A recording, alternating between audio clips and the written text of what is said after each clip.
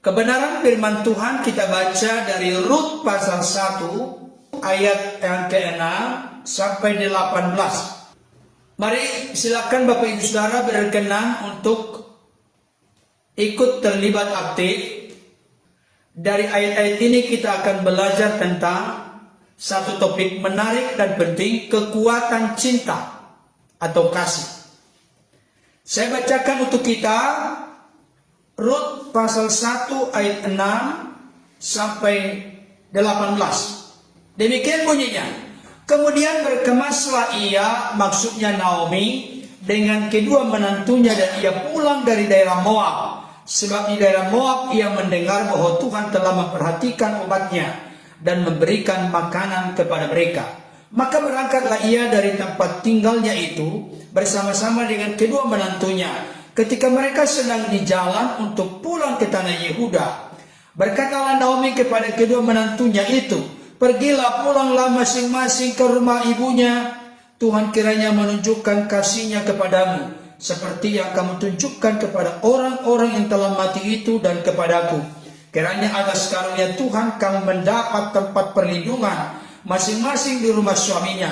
Lalu diciumlahnya mereka, tetapi mereka menangis dengan suara keras dan berkata kepadanya, "Tidak, kami ikut dengan engkau pulang kepada bangsamu."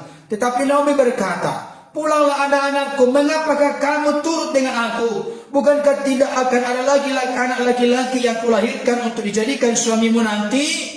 Pulanglah anak-anakku, pergilah, sebab sudah terlalu tua aku untuk bersuami. Seandainya pikirku ada harapan bagiku, dan sekalipun malam ini aku bersuami, bahkan sekalipun aku masih melahirkan anak laki-laki, masakan kamu menanti sampai mereka dewasa? Masakan karena itu kamu harus menahan diri dan tidak bersuami? Janganlah kiranya demikian, anak-anakku. Bukankah jauh lebih pahit yang aku alami daripada kamu? Sebab tangan Tuhan teracung terhadap aku."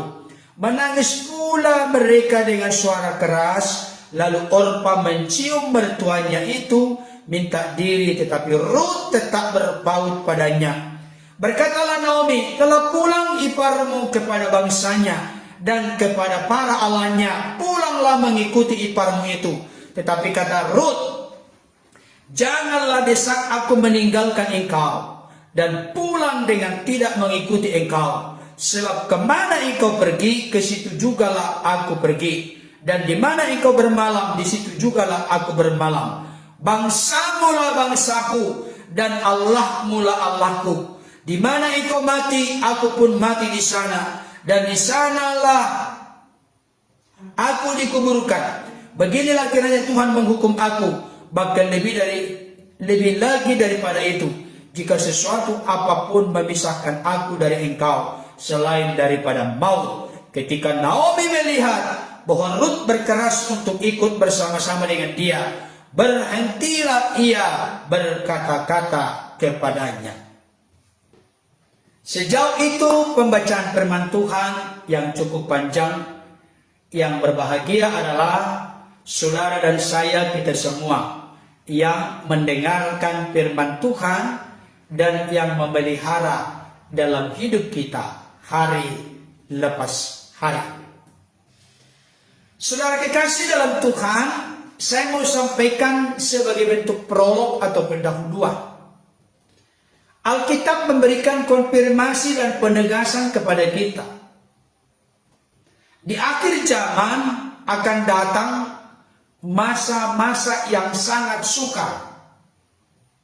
Itu dikatakan oleh Rasul Paulus kepada anak rohaninya bernama Timotius dalam 2 Timotius 3 ayat 1 sampai 7. Di antaranya adalah manusia akan mementingkan dirinya sendiri dan menjadi hamba uang. Di antaranya juga adalah manusia tidak tahu berterima kasih dan tidak tahu mengasihi. Saudara dikasihi Tuhan, kalau kita tidak sungguh-sungguh hati-hati dalam konteks dunia di akhir zaman ini, maka kita akan mengalami erosi, pengikisan, penurunan dalam konteks kualitas kasih kasih kita baik kepada sesama kita, terlebih utama kepada Tuhan. Kenapa saya katakan demikian? Apa argumentasi alasan saya berkata demikian? Karena Yesus pernah menubuatkan dalam konteks khotbah akhir zaman. Yesus berkata dengan tegas di dalam Matius 24 ayat 12, dengan bertambahnya kedurhakaan, kejahatan, dekadensi, kemerosotan moral, maka kasih kebanyakan orang akan menjadi dingin. Saudara dikasihi Tuhan, hidup tanpa kasih ibarat sayur tanpa garam, hambar, tawar, tidak ada rasa. Saya tidak tahu bagaimana situasi kondisi keadaan kasih Bapak Ibu Saudara saat ini.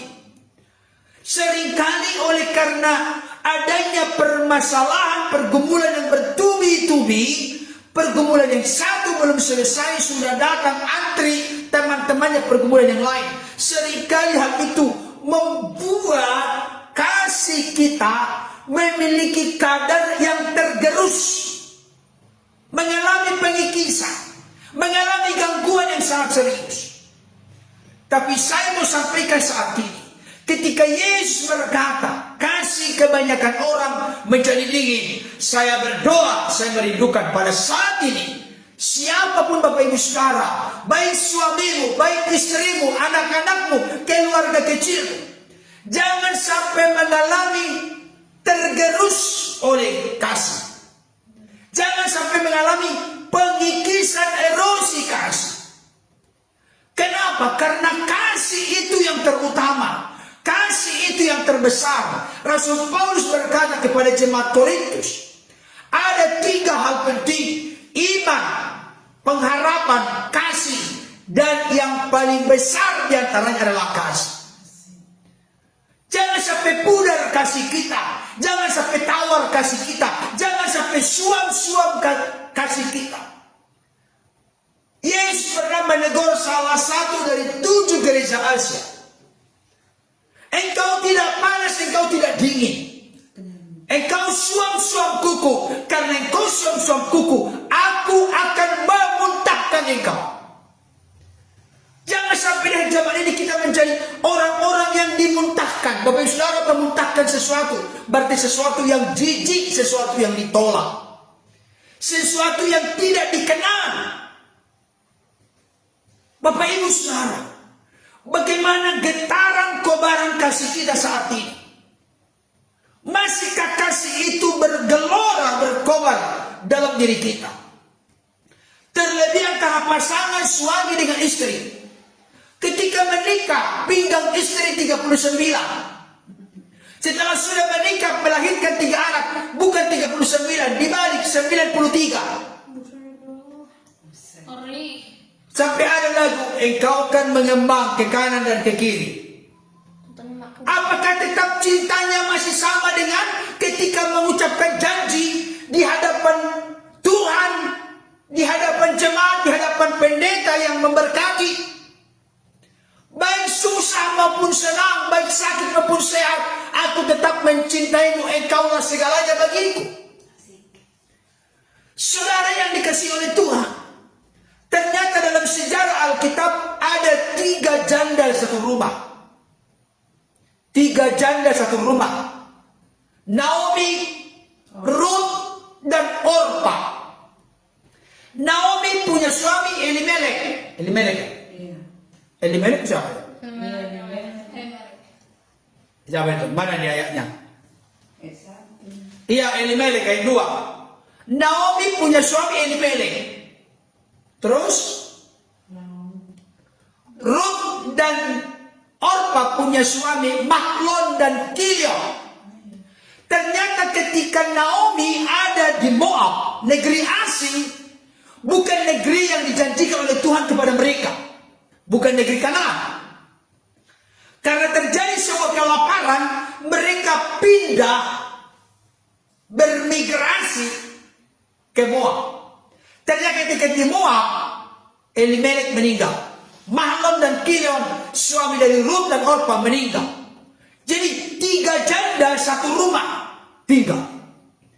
Ternyata Naomi sampai berkata, jangan sebut lagi aku Naomi, panggillah aku Mara, artinya pahit. Naomi itu artinya manis. Makanya kalau ada bapak saudara yang sedang mengandung saat ini, kalau anaknya putri, buatlah namanya Naomi, manis. Lawan Naomi adalah Mara, pahit. Saudara yang dikasih oleh Tuhan, ternyata Naomi mendengar bahwa di Yerusalem, di Bethlehem, Tuhan telah memperhatikan umatnya. Naomi ingin kembali ke tanah perjanjian yang dijanjikan Tuhan kepada mereka. Ketika dia mendengarkan ada perhatian Tuhan, di mana umat Tuhan yang ada di sana telah mendapatkan makan dan minum, tidak lagi kelaparan, maka Naomi pun bergegas untuk pulang ke Yerusalem, pulang ke Bethlehem. Dan ketika pulang, ternyata Ruth dan Orpa mau ikut. Kenapa mau ikut? Di sini akan terlihat nanti kualitas cinta, kualitas kasih, bagaimana kekuatan cinta mengalahkan segala fakta kenyataan yang ada. Tetapi jangan lupa, seseorang yang memiliki kekuatan cinta, yang tulus, ikhlas dan murni sungguh-sungguh, sekalipun kelihatan tidak mungkin, akan menjadi mungkin, terbuka jalan bagi orang yang memiliki kekuatan cinta yang sungguh-sungguh.